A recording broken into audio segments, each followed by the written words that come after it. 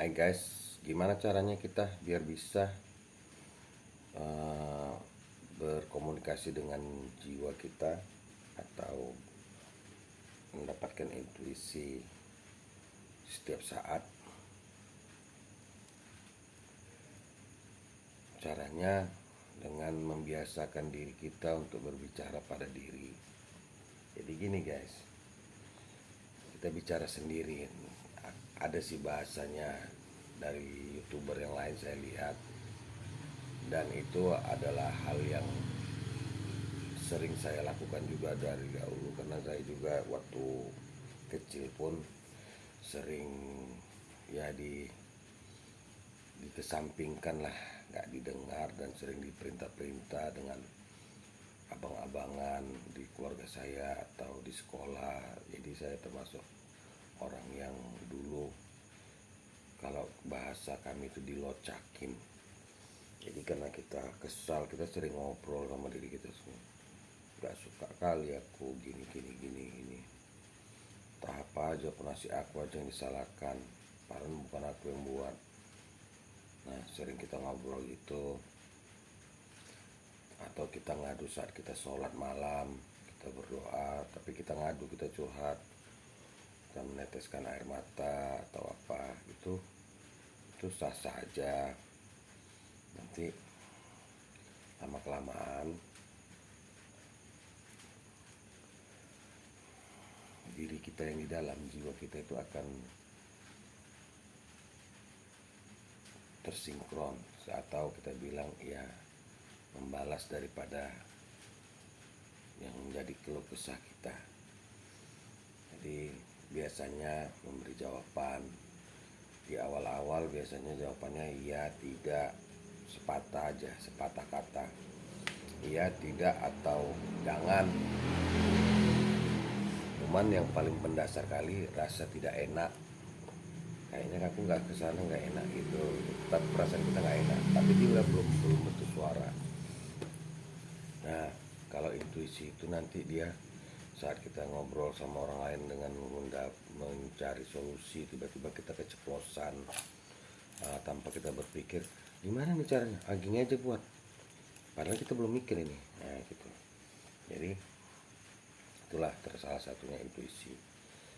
Dan setelah dikerjakan cara itu, ternyata cara yang manjur gitu misalnya, itu berasal dari jiwa kita. Jadi jiwa kita ini ada baiknya selalu diajak berbicara.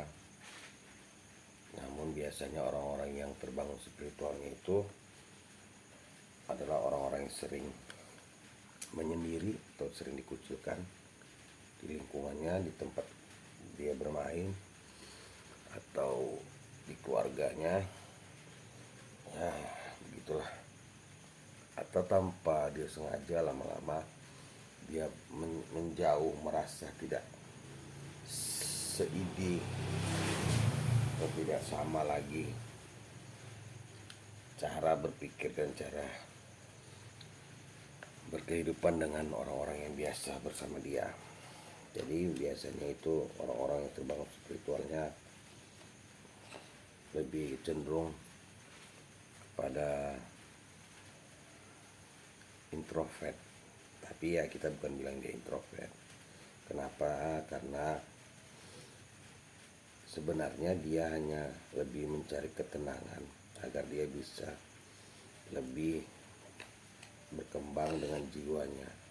Jadi karena sebenarnya teman kita yang sejati itu ya diri kita sendiri. Dia ada saat kita sedih, dia ada saat kita senang, dia ada saat kita gelisah, dan begitu seterusnya. Jadi jangan abaikan diri kita. Menjadi satu pertanyaan lagi sama teman-teman, siapa tiga orang yang kamu cintai dalam dunia ini? Sebutkan tiga. Dan orang akan biasa menjawab, pacar saya, atau ibu saya, bapak saya, adik saya, atau abang saya. Jarang sekali orang menyebutkan namanya sendiri. Tapi bagi orang-orang yang sudah lama spiritualnya terbangun, tanpa berpikir dia akan bilang, siapa orang yang paling kau cintai di dunia? Ya aku yang cinta pada diriku sendiri. Dan itu tercetus biasanya tanpa per detik, tanpa dia berpikir, dia langsung tercetus. Nah itulah orang yang sudah bersinkron antara dirinya dengan jiwanya. Karena memang sebenarnya ya orang yang benar-benar kita, yang ada untuk kita ini ya jiwa kita sendiri. Dia akan memberikan solusi apabila kita sering ajak dia ngobrol. Memang kalau di depan umum jangan, karena itulah orang-orang yang terbangun spiritualnya selalu suka menyendiri, karena dia nggak asik ngobrol sama orang, lebih asik ngobrol sendiri. Termasuk sedang main game, ini kok bisa kayak gini nih, ini kayak mana nih, ini. Itu jawabannya, oh coba bikin di sini ya, gitu.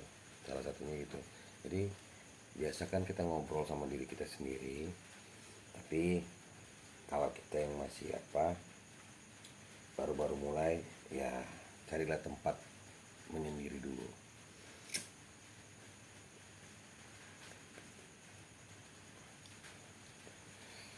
Kelebihan kita yang terbangun spiritualnya banyak, cuman kalau untuk hal-hal yang seperti yang biasa dipelajari orang dengan kepadepokan ABC, bisa kebal senjata atau bisa cari nomor jitu, itu jangan berharap, karena jiwa ini selalu mencari jalan yang dianjurkan oleh Tuhan aja. Jadi dia selalu membawa kita ke jalan yang sesuai dengan fitrah kita aja. Jadi kalau kita yang jiwanya sudah terbangun, keuntungannya memang dari segi duniawinya nggak begitu banyak. Setidaknya secara spiritualnya itu, secara kejiwaannya bisa membuat kita lebih tenang atau lebih cepat merelakan hal-hal yang membuat kita luka batin, membuat kita sakit hati. Karena kita bisa curhat dengan diri kita sepuasnya, dan setelah kita curhat kan kita plong. Jadi biasakanlah kita bicara sama diri kita sendiri, dan kita usahakan menyendiri dulu, karena nanti ada orang yang dengar, orang nggak enak, pikirannya apa. Kalau kita bicara sama diri kita sendiri, kita bisa bicara, ungkapkan apapun yang kita jadi unek-unek kita, sehingga nanti diri kita itu akan menjawab. Saya udah alami banyak hal dari dulu, karena saya dari kecil juga anak yang sering dilocakin. Kalau waktu zaman kami namanya ya dilocakin ya, sama keluarga, sama abang-abang juga sering adalah sana anak-anak gitu. Jadi sama kawan-kawan pun sering locak, karena ya begitulah, kurang pandai dalam permainan-permainan yang biasa dimainkan di lingkungan teman-teman bermain. Jadi kita sering dilocakin. Jadi kita bisa ngeluh sama diri kita. Saya bilang, gini, kayak gitu ya, macam kayak mana lah, gini lah, gitu lah, macam lah. Kita semua ungkapkan dengan tanpa buku-buku ya. Kita bisa ungkapkan itu, dan itu gratis. Itu gratis guys, karena itu kita ngobrol sama diri kita, nanti diri kita juga akan. Jadi saya terakhir kali yang saya kaget waktu yang putra saya meninggal dunia baru-baru kemarin, bulan-bulan 6. Jadi saya nggak terima, karena saya merasa saya nggak sempat memberikan atau tidak sempat berupaya sekeras mungkin untuk menyelamatkan hidupnya. Jadi saya nggak terima, saya menyendiri di sini di tempat saya membuat video ini. Saya bilang gini, aku udah membunuhnya. Terus tiba-tiba tanpa saya berpikir langsung ada jawaban, enggak. Jadi aku bilang, enggak, aku udah membunuh. Enggak, aku udah nggak bisa berbuat apa-apa sama, nggak bisa nolong dia. Ini salahku. Enggak, ini bukan salah kau. Dan suara itu sangat kuat seperti membentak.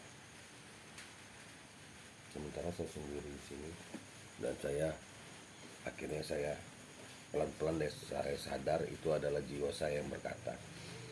Dan setelah lanjut daripada itu sampai ke dalam alam mimpi, saya dijelaskan segala hal segala macam yang menjadi unek-unek saya.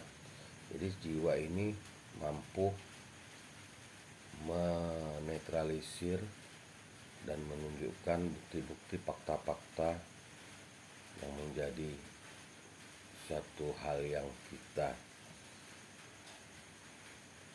keluhkan.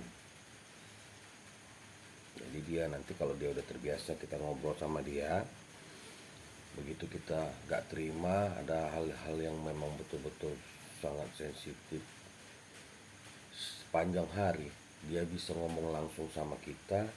Dia bisa datangi di dalam alam bawah sadar kita saat kita tertidur. Dia akan gambarkan, dia akan tunjukkan, dia akan rekap semua.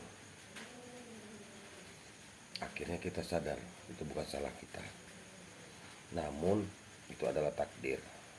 Jadi bagi kita yang sudah biasa terbangun spiritualnya, sudah jiwanya sudah bisa sinkron dengan tubuhnya ini, dengan orangnya, pribadinya, intuisinya sudah lancar, cepat untuk menetralkan rasa-rasa yang seperti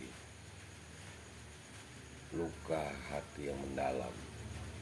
Kenapa? Karena jiwa itu sendiri tidak ingin kita terluka, namun dia akan menunjukkan, mau dari mimpi, mau dari suara saat kita terbangun, dia nggak shock, akan memberitahukan tuk, sampai kita tersadar bahwasanya itu bukan salah kita. Dia akan bukakan semua fakta-faktanya. Jadi kita seperti melihat, mendengar, walaupun kita nggak tidur, kita duduk di sini. Dia akan ngobrol, kuat suaranya, dan dia akan bilang, bukan salah kau, kau nggak mau membunuhnya, kau bukan kau yang salah, itu adalah takdir. Tunjukkannya semua, takdir. Makanya di video saya yang kemarin saya ada ungkapkan, jadi udah sempat 3 kali diundur kematian putra saya itu, dan yang keempat yang terakhir itu pas 6 terakhir, dan itu memang sangat singkat. Jadi setelah selesai ujian nasionalnya, udah ujian akhir sekolah dan menerima ijazah, akhirnya Tuhan manggil dan kuasa, sudah habis waktunya. Dan itu intuisi bagi diri saya sudah menjelaskan sedetail-detailnya. Namun secara warasnya, semua orang pun pasti tidak akan terima kehilangan anak.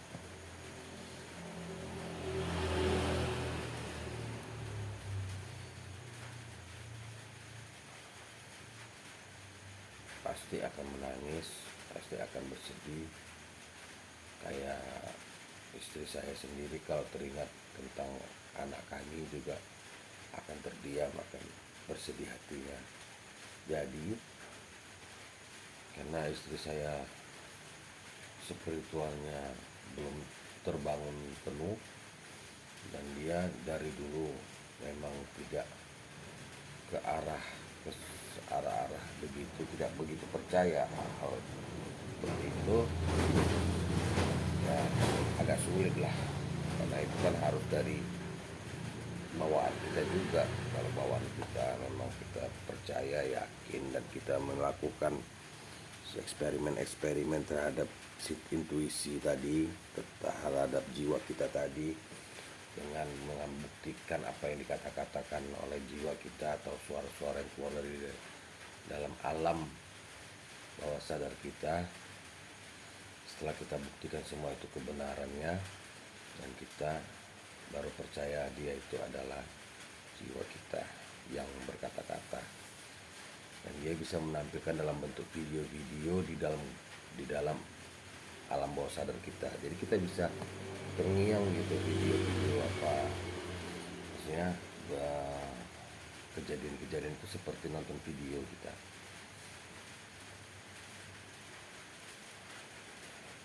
Itu aja ya guys. Jadi berbicara sama diri sendiri itu baik untuk melakukan hubungan dengan jiwa, agar terbangun hubungan yang akrab dengan jiwa kita, sehingga kita ke depannya lebih mengenal diri kita, dan kita ke depannya lebih cepat meredakan hal-hal yang menjadi kegalauan bagi diri kita. Oke guys, demikian aja videonya. Saya ucapkan terima kasih. Jangan lupa subscribe dan klik tombol lonceng dan like-nya ya. Salam mulia.